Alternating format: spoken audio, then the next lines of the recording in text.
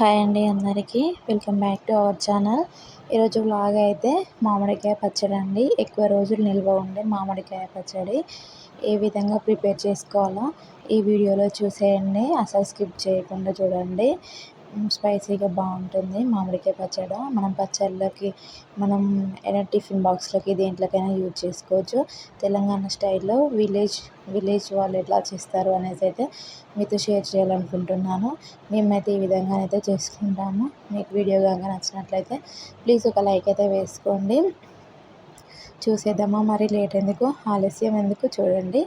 ఏం లేదండి, చాలా సింపుల్గా మీకు కావాల్సినన్ని మామిడికాయలు అయితే తీసుకొని ఒక నైట్ అయితే మంచిగా నీళ్ళల్లో నానబెట్టుకోవాలి. నానబెట్టుకున్న తర్వాత ఈ విధంగా కాటన్ క్లాత్ అయినా ఏదైనా పర్లేదు, అందులో వేసి అయితే మంచిగా వాటర్ అనేది తడి లేకుండా మంచిగా తుడుచుకొని పెట్టుకోవాలన్నమాట. పచ్చడికి తడి అనేది ఉండకూడదు, ఎందుకంటే మనకు పచ్చడి అనేది ఖరాబ్ అయిపోతుంది తొందరగా.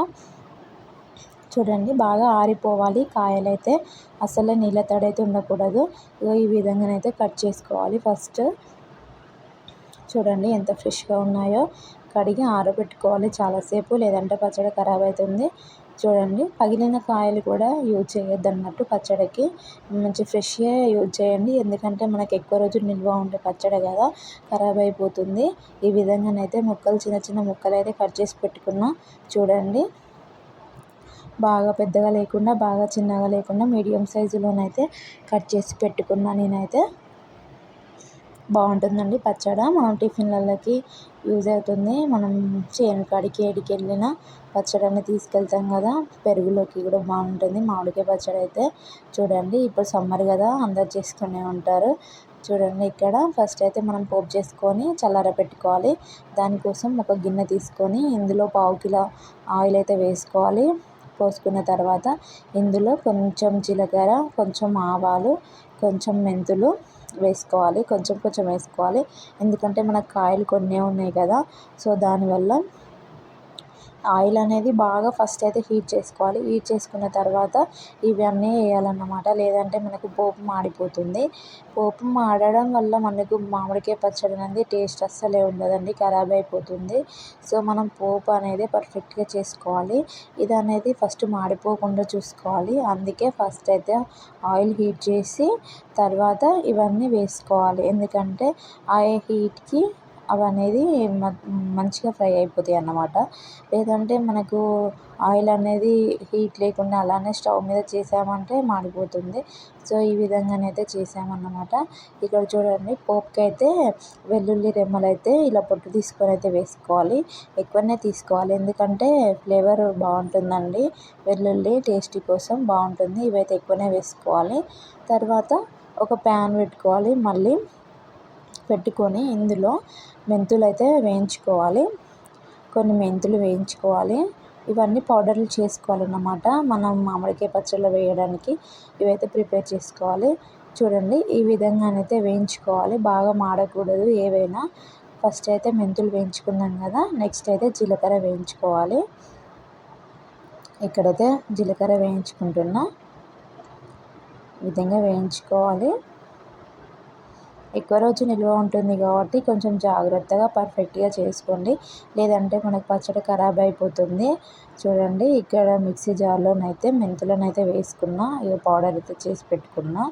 నెక్స్ట్ జీలకర్రనైతే వేసుకున్నా. జీలకర్ర వేసుకొని కూడా పౌడర్ అనేది మెత్తగా పట్టి పెట్టుకోవాలి. ఆ పౌడర్లతోనే టేస్ట్ అనేది బాగుంటుంది. ఇక్కడ చూడండి, ఆవాలు అయితే కొన్ని ఎక్కువనే తీసుకోవాలి. ఆవాలు, జీలకర్ర, మెంతులు, ఇవైతే ఆవాలు అనేది ఫ్లేవర్ బాగుంటుంది టేస్ట్, అందుకే కొన్ని ఎక్కువనే తీసుకున్నాము. ఇక్కడ వెల్లుల్లి రెమ్మలు చూడండి, ఇవి కూడా పొట్టు తీసుకొని వీటిని కూడా మెత్తగా గ్రైండ్ చేసుకోవాలి. వెల్లుల్లి కూడా పేస్ట్ కూడా మనకు పర్ఫెక్ట్గా ఎక్కువగానే ఉండాలి, ఎందుకంటే ఇది అనేది బాగుంటుంది పచ్చడికి. సో వెల్లుల్లి అయితే మేము చాలానే చేసుకున్నాం అన్నమాట. ఇంకా 1/2 కిలో అయితే పడుతున్నాయి, 1/2 కిలోనైతే పడతాయండి. ఈ విధంగా మనం పోపు చేసుకున్నది అయితే బాగా చల్లారిపోవాలి, అస్సలు హీట్ ఉండకూడదు, ఎందుకంటే హీట్ ఉండడం వల్ల మన పచ్చడి ఖరాబ్ అయిపోతుంది. సో పోపు అనేది చల్లారిపోవాలి, పూర్తిగా చల్లారిపోవాలి, గోరువెచ్చగా కూడా ఉండకూడదు. చూడండి, మనం ప్రిపేర్ చేసుకోవడానికి రెడీగా చేసుకున్నాం కదా. ఇక్కడైతే ఒక డబ్బా పెట్టుకున్నాం. డబ్బా పెట్టుకొని 2 గ్లాసెస్ కారం అయితే తీసుకోండి. 2 గ్లాసెస్ కారానికి 1½ సాల్ట్ అయితే వేసుకోండి. ఎందుకంటే సరి వేసుకోవాలి. ఎందుకంటే ఇక్కడ తక్కువ వేసుకున్నామంటే మనం 3 డేస్కి మళ్ళీ కలుపుకుంటాం అన్నమాట. అప్పుడు టేస్ట్ చూసుకొని సాల్ట్ కలుపుకోవచ్చు మనం. కానీ కారం అయితే కలుపుకోము కదా. సో కారం అనేది ఫస్ట్ అది మగ్గిపోతుంది అన్నమాట. కారం మనకి ఏర్పడదు. సో ఇక చూడండి మనం పౌడర్లు చేసి పెట్టుకున్నాం కదా, పౌడర్లన్నీ అయితే ఈ విధంగానైతే వేసుకోవాలి. మెంతుల పౌడర్ అనేది కొంచెం తక్కువనే వేసుకోవాలి. ఎందుకంటే కొంచెం చేదు ఉంటుంది కదా మెంతులు. సో కొంచెం పౌడర్ అనేది తక్కువనే వేసుకున్నాము. మళ్ళీ ఏంటంటే మనం మెంతులు కూడా ఆయిల్లో వేసుకున్నాం కదా పోపుకి కొన్ని, అందుకే పౌడర్ అయితే కొంచెమే వేసుకున్నాం. చేదు వస్తుంది. సో వేసుకోవద్దు, ఎక్కువనైతే వేసుకోవద్దు. జీలకర్ర, ధనియాలు, ఆవాలు అవి అయితే ఏం కాదు, కానీ ఇవి మెంతులు అయితే చాలా వేసుకోవద్దు అన్నమాట. చూడండి వెల్లుల్లి పేస్ట్ అయితే ఇక్కడ వేసుకొని మంచిగా కలుపుకోవాలి. మనం పోపు పెట్టుకున్నాం కదా, ఇది చల్లారిపోయింది. చల్లారిపోయిన తర్వాత ఇందులోనైతే పోసుకోవాలి. చూడండి ఇక్కడ వేసుకొని మంచిగా కలుపుకోవాలి.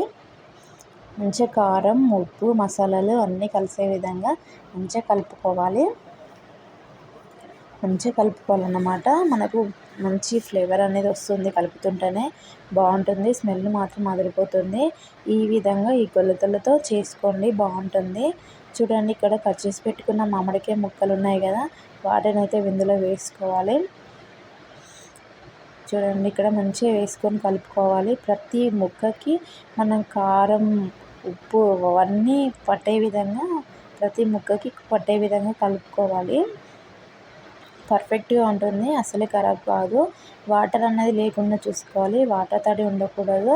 సో ఈ విధంగానైతే చేసుకోవాలి. చూడండి ఎలా కలిసిపోయాయో. స్మెల్ కలుపుతుంటేనే స్మెల్ అయితే సూపర్ వస్తుంది. ఈ విధంగా ఒకసారి ట్రై చేసి చూడండి. తెలంగాణ స్టైల్ అంటే పర్ఫెక్ట్గా ఉంటుంది కదా మరి.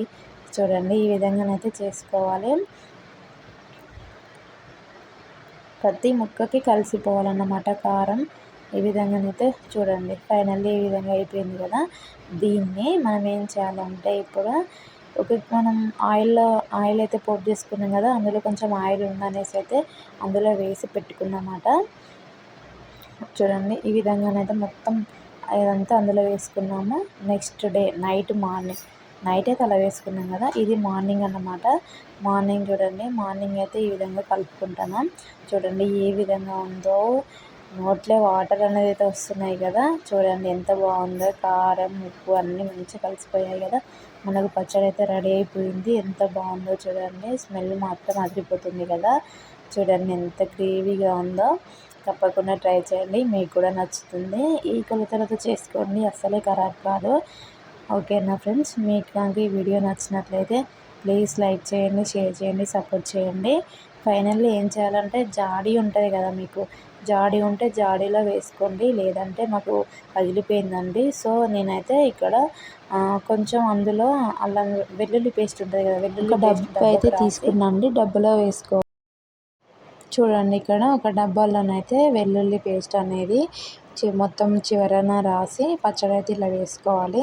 ఈ విధంగా చేసుకోండి. ఓకేనా ఫ్రెండ్స్, బాయ్.